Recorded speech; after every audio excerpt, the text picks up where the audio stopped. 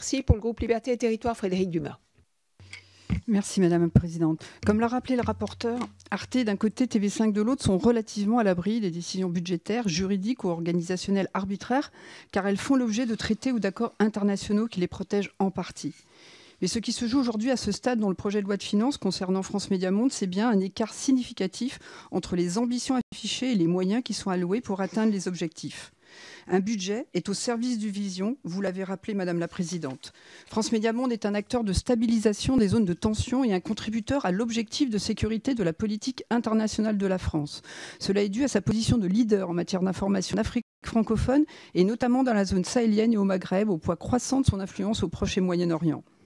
L'action de RFI a aussi été repérée par le Haut-Commissariat aux réfugiés. France Médias Monde est par ailleurs un véritable promoteur de la francophonie dans un monde plurilingue.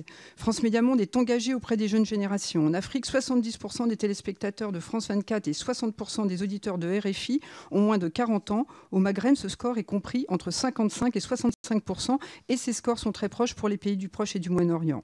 France Médias Monde est promoteur de la culture face à la montée des modes de pensée radicaux et sectaires. France Médias Monde participe également de la cohésion nationale en touchant en France les populations faiblement francophones. Enfin, cet engagement au service des populations vulnérables s'illustre également avec le site d'information Info Migrants. France Médias Monde est engagé pour l'Europe.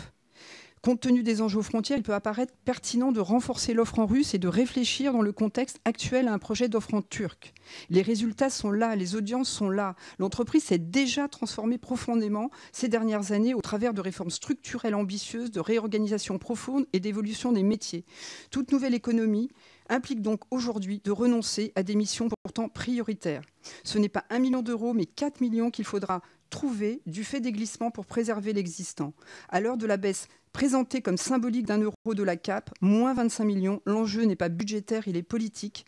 À l'heure où les tensions internationales n'ont jamais été aussi fortes, nous ne faisons qu'accroître notre impuissance. Pour toutes ces raisons, notre groupe Liberté et Territoire émet un avis négatif sur ces